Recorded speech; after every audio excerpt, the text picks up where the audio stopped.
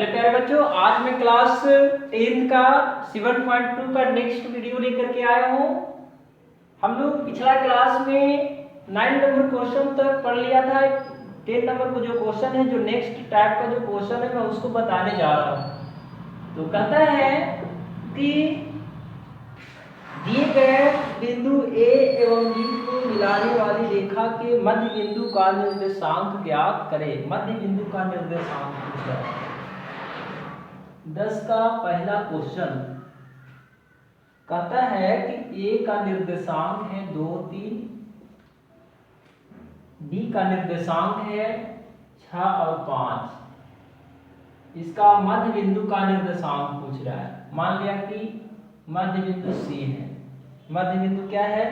सी है। इसी का निर्देशांक पूछ रहा है। तो मध्य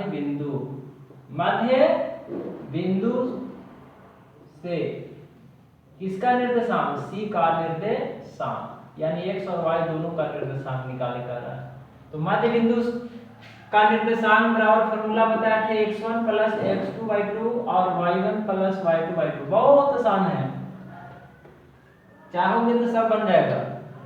ये हमारा x1 हो गया, ये हमारा y1 हो गया, ये हमारा x2 हो गया, ये हमारा y2 हो गया। तो x1 2 है, x2 कितना है? 6 है बटे 2, y1 कितना है? 3 है, y2 है 5 और बटे 2। इसी को हल कर देंगे, आंसर आ जाएगा 6 2 8 बटे 2, 5 3 8 बटे 2, यानी 4 4 आएगा। यानी सी का जो निर्देशांक है कितना आ गया? 4 4 आ गया। इसका जो निर्देशांक है 4 और 4 होगा। यही हमारा आंसर हो गया। तो इस तरह से बीच का जो निर्देशांक है हम लोग आसानी से निकाल लेंगे मिड पॉइंट फार्मूला लगा करके, x1 plus x2/2, y1 plus y2/2। तो आगे भी क्वेश्चन इस तरह से दे दिया है, बटा में दिया है तो बटा में दे दिया है, इससे कोई दिक्कत नहीं होना चाहिए, बन जाएगा।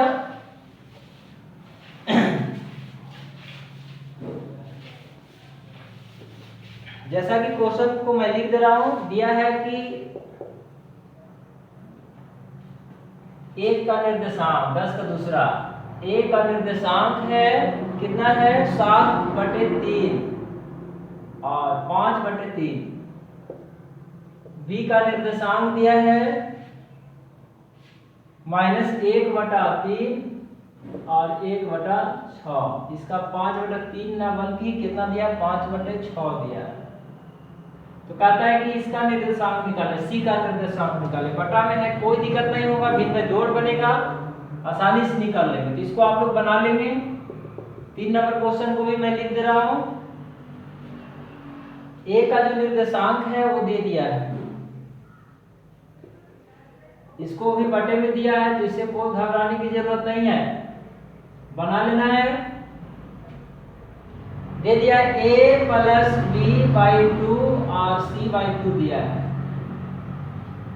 इसका दिया है c/2 और a प्लस b/2। इसको हम लोग x1 मान लेंगे, टोटल को y1 हो जाएगा, x2 हो जाएगा, ये y2 होगा। ये हमारा c बिंदु का निर्देशांक निकालना है। तो दोनों का जो लेवल है वो सेम है, तो आप लोग इसको बना लेंगे। अब मैं 11 नंबर क्वेश्चन आगे बता रहा हूं।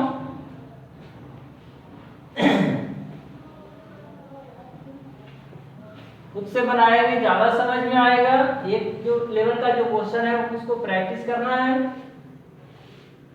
11 नंबर जो क्वेश्चन है, कहता है यदि किसी वृत्त का व्यास AB हो, एक वृत्त है, मान लीजिए एक वृत्त है, इसका व्यास जो है AB हो और इसका केंद्र O हो,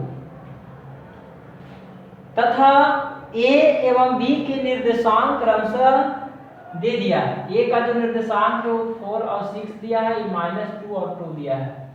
तो कहता है कि वृत्त के केंद्र का निर्देशांक ज्ञात करें। तो वृत्त का केंद्र का निर्देशांक हम जानते हैं कि वृत्त का जो केंद्र है, यहां से इसकी जो रेडियस OB है, इसकी दूरी और O से A की दूरी दोनों क्या होगी? समान होगी, क्योंकि एक वृत्त की सभी त्रिज्याएं आपस में क्या होती है, बराबर होती है। ये वृत्त है, इसमें दो त्रिज्याएं OA है और एक OB है, तो OA जितना होगा उतना ही OB होगा, यानी इस तरह से हम कह सकते हैं बीच में होगा। अगर 8 है तो यहाँ पे O से A की दूरी 4 होगा और O से B की दूरी भी 4 होगा। तो हम मध्य बिंदु से निकाल सकते हैं इसको। मध्य बिंदु से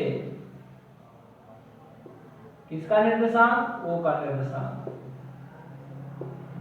O का निर्देशांक हो जाएगा क्या, x1 प्लस x2 बटे 2 y1 प्लस y2 बटे 2।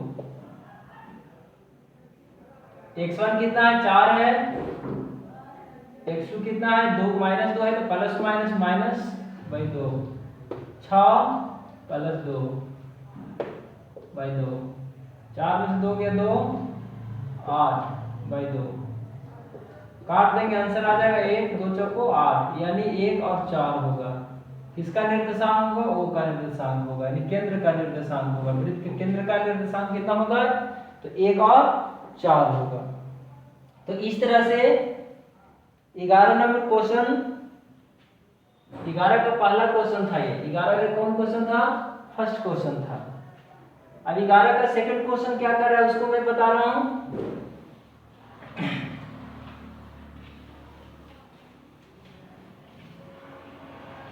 कहता है AB एक वृत्त का व्यास है। 11 का सेकंड क्वेश्चन, AB एक वृत्त का व्यास है। ये मान लिया कि वृत्त है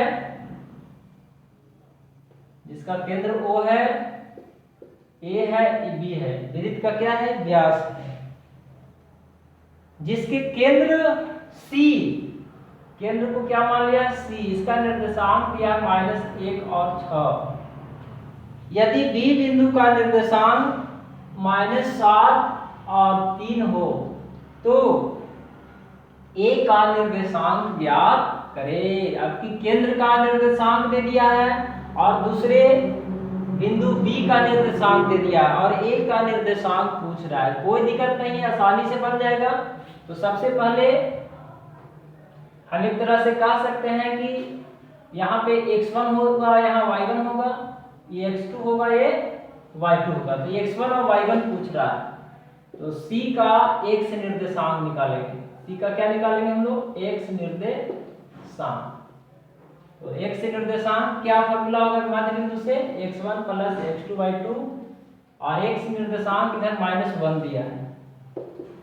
x1 तो हमको निकालना है, x2 दे दिया, कितना दिया, -7 दिया, तो प्लस माइनस माइनस बाई 2 बटा 1 कर देंगे, तिरछा तिरछी गुना, तो x1 -7 बराबर -2। अब क्या है, x1 -2 -7 उधर जाके क्या होगा, +7 हो जाएगा। तो x1 बराबर आसानी से निकल गया, 7 में से 2 घटा देंगे 5, ये हमारा 5 आंसर आ गया, x1 आया। अब किसका निर्देशांक निकालना है, तो y1 का निकालना है। तो इसी तरह से यहां हम लिख सकते हैं कि C का y निर्देशांक, पुनः C का y निर्देशांक क्या होगा, y1 प्लस y2 बटे 2, और y निर्देशांक 6 है, y निर्देशांक कितना दे दिया है, 6 दे दिया है। अब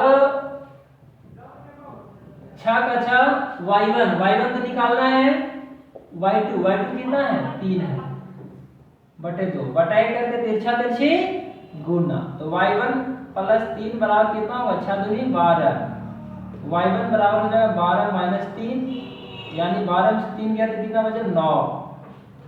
यानी इसका जो निर्देशांक है, A का निर्देशांक जो है कितना आ गया, तो 5 और 9 होगा। यही हमारा आंसर हो गया। तो कहां तक हम लोग बना लिए, 11 का दो, पहला और दूसरा दोनों बना लिया। कैसे बनाया एक बार फिर से समझिए। कहता है एक वृत्त के केंद्र का निर्देशांक -1 और 6 है, और इसका एक AB वृत्त का व्यास है जिसमें B का निर्देशांक -7 और 3 है, तो A का निर्देशांक ज्ञात करें। तो हम मध्य बिंदु से, किस बिंदु से, मध्य बिंदु का फॉर्मूला लगाया, मिड पॉइंट, मध्य बिंदु से C का x निर्देशांक निकाल लिया, x1 plus x2 by 2। x निर्देशांक हमारा कितना दे दिया है, वह -1 है, ये x है और ये y है। -1 रख दिया, x1 का x1, फिर क्या है x2 -7 था तो प्लस माइनस माइनस। अब क्या किया, बटा 1 दिया तो x1 -7 -2 हो गया, -7 उधर जाके क्या हो गया, +7 हो गया। 7 में से 2 घटा देंगे तो कितना बचेगा, 5 बचेगा। इस तरह से हमारा x1 का मान कितना आ गया, 5, यानी यहाँ पे कितना होगा, 5 होगा। सेम प्रोसेस फिर क्या किया, c का y निर्देशांक, y निर्देशांक यानी y1 plus y2 by 2। y निर्देशांक यहाँ कितना है, 6 है तो 6 रख दिया। y1 निकालना है, y1 रहने दिया। y2 कितना है, 3 है। y1 प्लस कितना, 3 और 12 में 6 दिन कितना हुआ, 12। y1 प्लस 3 उधर जाकर -3 हो गया, 12 से 3 घट गया 9, यानी इसका जो निर्देशांक है कितना आंसर हो गया, 5 और 9। तो इस तरह से क्वेश्चन जो है 11 का पहला और दूसरा, ये सब जो क्वेश्चन है बहुत इंपॉर्टेंट क्वेश्चन है। और जितना भी इंपॉर्टेंट क्वेश्चन है मैं उसको सभी क्वेश्चन को बता दे रहा हूँ, और बाकी कुछ क्वेश्चन जो है जो प्रैक्टिस करने के लिए दिया है उस क्वेश्चन को मैं आप लोगों के ऊपर छोड़ रहा हूँ, उसको आप लोग बनाएंगे। अगर क्वेश्चन नहीं बनता है तो कमेंट बॉक्स में लिखिए कि सर इतना नंबर क्वेश्चन सोल्व कीजिए, हम उसको सोल्व कर देंगे। अब है आगे का क्वेश्चन,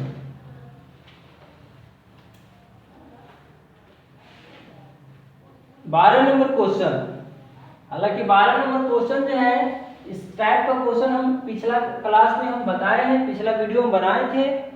चलिए फिर भी समझा दे रहा हूँ, उसमें 3 भाग था, इसमें 4 भाग है। कहता है कि उन बिंदुओं का निर्देशांक ज्ञात करें, उन बिंदु का निर्देशांक ज्ञात करें।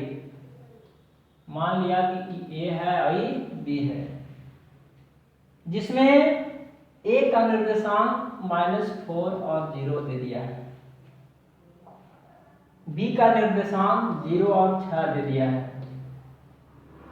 कहता है कि मिलाने वाली रेखा को 4 समान भाग में बांटता है, 4 भाग में बांट रहा है, 1 2 3 4 भाग, 1 2 3 4 भाग में बांट रहा है। कहता है कि बिंदुओं का निर्देशांक ज्ञात करें। पिछला वीडियो में 3 भाग में बांटने के लिए मैंने बताया था, आपकी कितना भाग दे दिया है, 4 भाग दे दिया है। और ये सब क्वेश्चन जो है मैट्रिक एग्जाम में आते हैं, तो आप लोग बढ़िया से समझिएगा। तो मान लीजिए A का निर्देशांक इतना है, B का निर्देशांक इतना है, इसका नाम रख देते हैं C, इसका नाम D और इसका नाम E रख देते हैं।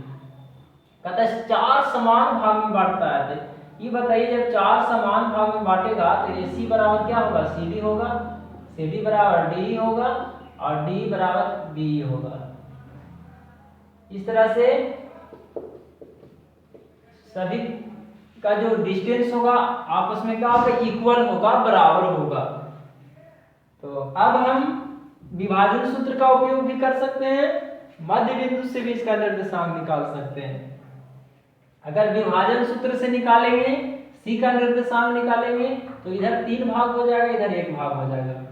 अगर मध्य बिंदु से निर्देशांक निकालेंगे तो D क्या है, तो D जो है बीच में होगा, D का निकाल लेंगे x1 plus x2 by 2, y1 plus y2 by 2, और इसके बाद फिर C जो है इसका बीच में है, इसके निकाल लेंगे मध्य बिंदु से, फिर E जो है इसका बीच में है। तो जैसे सुविधा हो वैसे हम बना सकते हैं।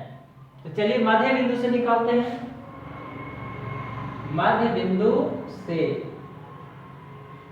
किसका निर्देशांक लिख सकते हैं, पहले लिख दीजिए यहाँ कि चूंकि D AB का क्या है, मध्य बिंदु है। कहिए सर कैसे मध्य बिंदु है, मान लिया कि 1 है 1 है 1 है 1 है, तो 2 इधर है तो 2 इधर भी है कि नहीं है, तो बीच में D हो गया, इसीलिए लिख दिया कि D AB का क्या है, मध्य बिंदु है, इसलिए D का निर्देशांक, तो D का निर्देशांक क्या होगा, x1 प्लस x2 बटे 2, y1 प्लस y2 बटे 2। x1 का मान कितना है, x1 का जो मान है -4 है, प्लस x2 का मान कितना है, x1 हमारा ये हो गया, y1 ये हो गया, ये x2 हो गया, ये y2 हो गया, 0 है बटे 2, y1 0 है, y2 कितना 6 बटे 2, -4 बटा 2, 6 बटा 2, 2 दूनी 4, 2 तिहाई 6, यानी आ गया -2 और 3। किसका निर्देशांक, d का निर्देशांक आ गया, d का जो निर्देशांक है कितना आ गया, -2 और 3 आ गया। तो इस तरह से हमारा d का निर्देशांक कितना आ गया, -2 और 3। समझ में आ गया यहां तक। अब हम लोग किसका निर्देशांक निकालेंगे, तो c का निकालेंगे, c का।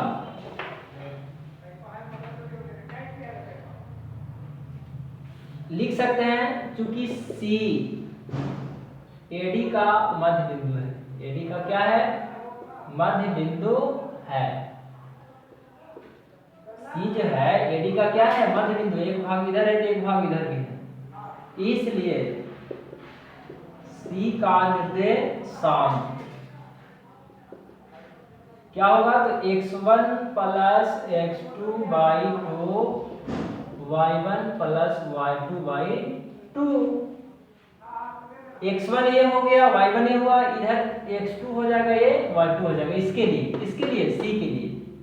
तो -4 प्लस 3 बटे 2, फिर क्या होगा, y1 0 प्लस 3 बटे 2, -7 बटे 2, 7 नहीं होगा, 3 में से 4 घट जाएगा तो कितना बचेगा, -1 बचेगा बटे 2, आइए हो गया 3 बटे 2।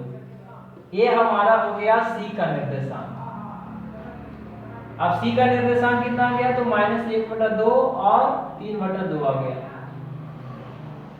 अब किसका निर्देशांक निकालना है, तो e का निकालना है। तो चलिए e का भी निकाल लेते हैं, मध्य बिंदु से सब निकाल रहे हैं। e का लिख दीजिए, e, क्योंकि e जो है BD का क्या है, मध्य बिंदु है, मध्य बिंदु है, इसलिए e का निर्देशांक, e का निर्देशांक क्या होगा, तो होगा x1 प्लस x2 बटे 2, y1 प्लस y2 बटे 2। x1 कितना है, x1 जो है किसके लिए, यहां से निकाल रहे हैं, e का निकालना है, तो ये हमारा x1 हो गया, ये y1 हो गया, ये x2 और y2। x1 जो है -2 है, इसके लिए x2 कितना है, 0 है बटे 2, y1 3 है, y2 कितना है, 6 है बटे 2, ये -2 बटा 2, 6 3 9 बटा 2, कट जाएगा एक बार में, तो -1 और 9 बटा 2, यही हमारा हो गया क्या, आंसर, e का निर्देशांक निकल गया। तो इस तरह से ये हमारा निकल गया कितना, -1 और 9 बटा 2, चारों का निकाल लिया मध्य बिंदु से। विभाजन सूत्र से भी हम निकाल सकते थे, मध्य बिंदु से भी निकाले, जिससे सुविधा, जैसे सुविधा हो वैसे बना सकते थे। तो इस तरह से कितना नंबर क्वेश्चन था, 12 नंबर क्वेश्चन था। अब आगे जो है 13 नंबर क्वेश्चन क्या कर रहा है, उसको मैं देख रहा हूं। आप लोग जब भी वीडियो को देखा कीजिए तो कॉपी कलम ले करके बैठिए और उसको नोट किया करिए। सिर्फ वीडियो देखने से नहीं होगा, उसको बनाने से होगा, और खुद से प्रैक्टिस कीजिए। जहां दिक्कत होता है वहां पे कमेंट बॉक्स में लिखिए, सर यहाँ पे कैसे हो गया, मैं उसको आसानी से दूर करूंगा। तो 13 नंबर क्वेश्चन है, कहता है कि बिंदु ए का निर्देशांक 3 और 4 है। बिंदु 13 का फर्स्ट है, इसका 3 और 4 दे दिया है।